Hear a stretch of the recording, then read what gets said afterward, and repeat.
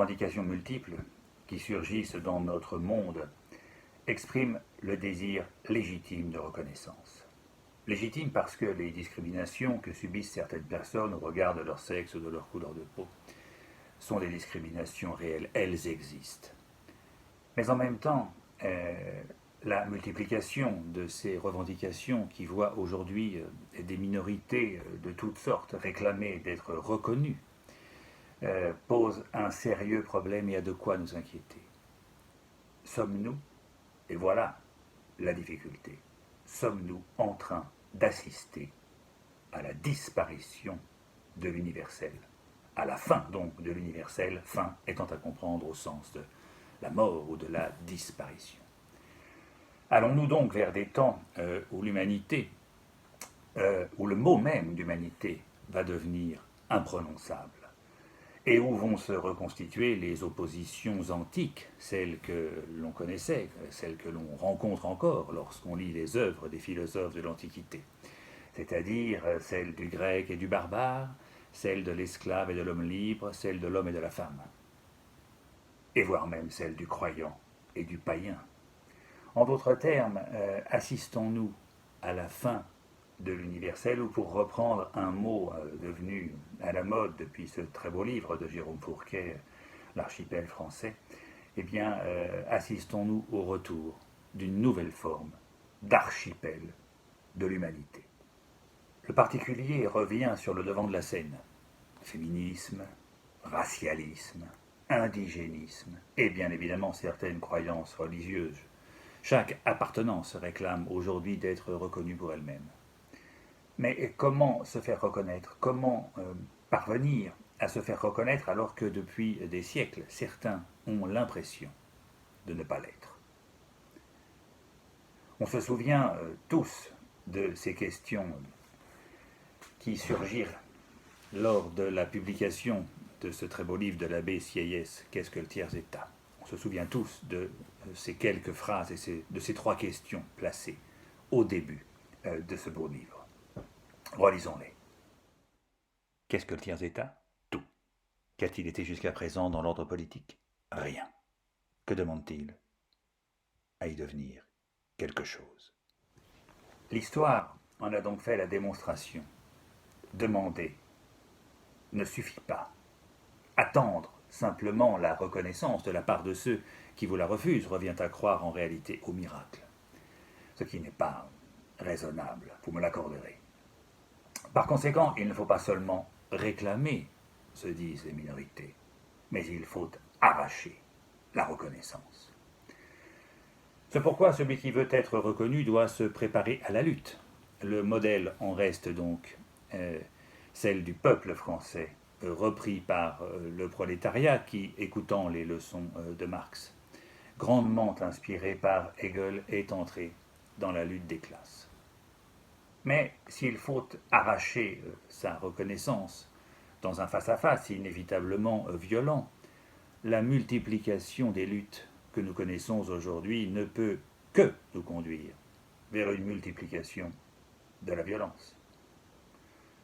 D'autant qu'il existe bien des croisements dans ces luttes, celles qu'on désigne par ce mot faussement savant d'intersectionnalité, ce qui permet de comprendre qu'en réalité on puisse finir par en vouloir à la terre entière.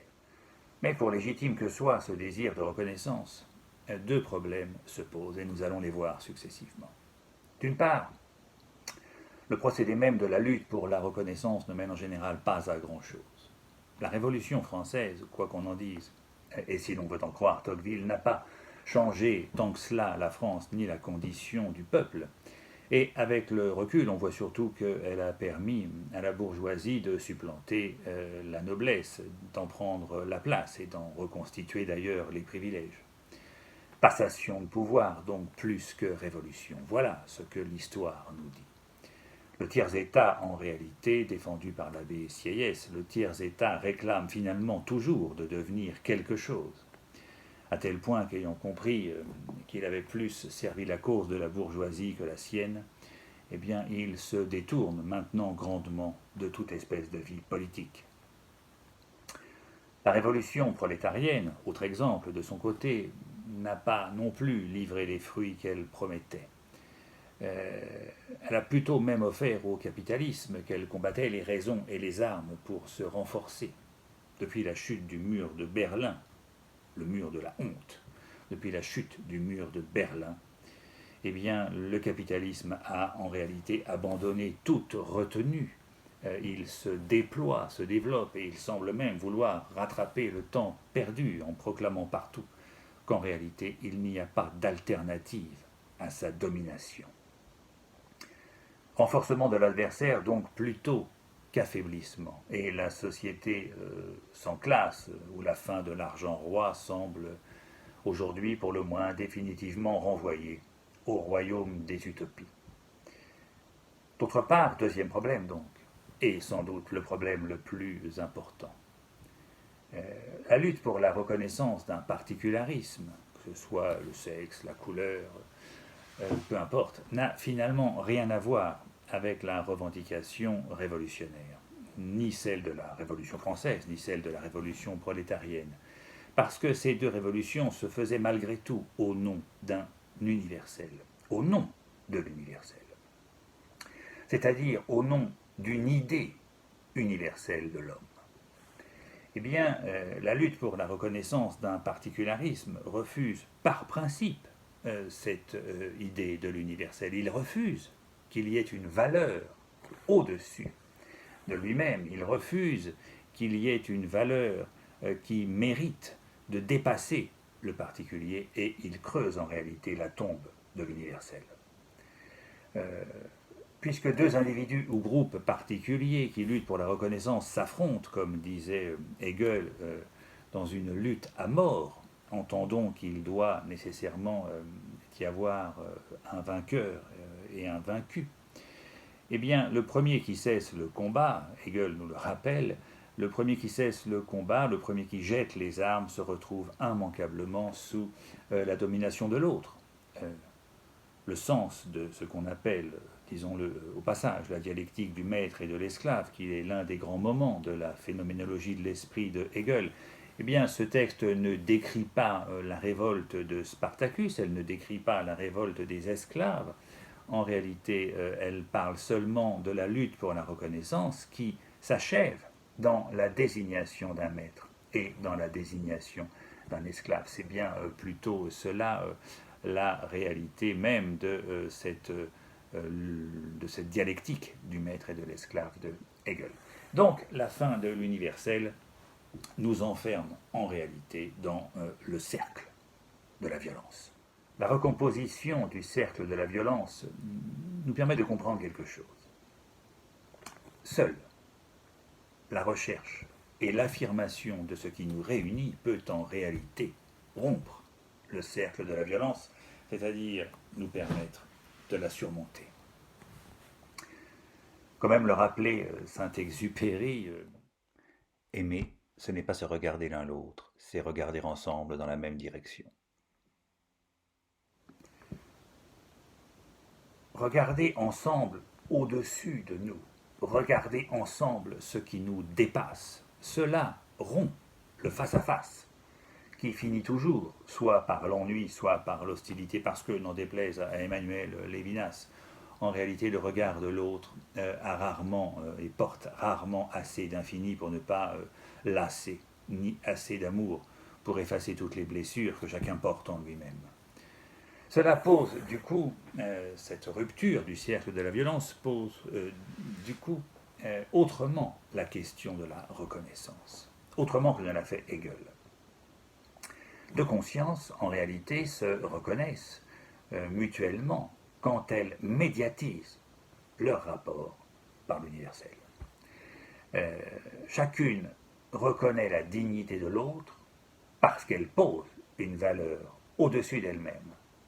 Et du coup, la lutte pour la reconnaissance n'a évidemment plus lieu d'être puisque toutes se reconnaissent dans la reconnaissance du même universel, de la même valeur que chacune pose au-dessus d'elle-même et au service de laquelle chacune se place. Il y a quelque chose quelque chose des trois mousquetaires dans la position d'un universel. C'est un même universel pour tous et tous pour le même universel. Voilà pourquoi tout d'un coup une solidarité se crée et remplace l'hostilité. Alors bien évidemment, cette identification se trouve aujourd'hui difficile parce que nous traversons des temps où l'universel, nous n'y croyons plus du tout. C'est-à-dire que le dernier universel en date, c'est-à-dire l'universel de la raison porté par l'idéal des Lumières, eh bien cet idéal a fait faillite et cet universel se trouve contesté. De sorte que nous disons, enfin, est-ce que l'universel, ça existe? Est-ce que l'universel, c'est encore un idéal qui nous est permis de poser? Ou est-ce qu'en réalité, il ne faut pas tout simplement le fermer, c'est-à-dire y renoncer? Eh bien, je crois que plutôt que de nous morfondre sur nous-mêmes, nous devrions plutôt essayer de partir en quête d'un nouvel universel et de chercher vers quoi nous pourrions nous tourner. Évidemment, la démarche est assez difficile et je ne vais pas la résoudre ici dans cette vidéo, je ne vais pas imposer un universel, mais malgré tout, quand on regarde et qu'on observe un petit peu le monde comme il va, eh bien, on aperçoit qu'il y a des lignes de force très importantes et qu'il y a sans doute un universel qui se présente, quelque chose qui serait susceptible de nous réunir et qui serait assez puissant et fédérateur pour nous relier les uns aux autres.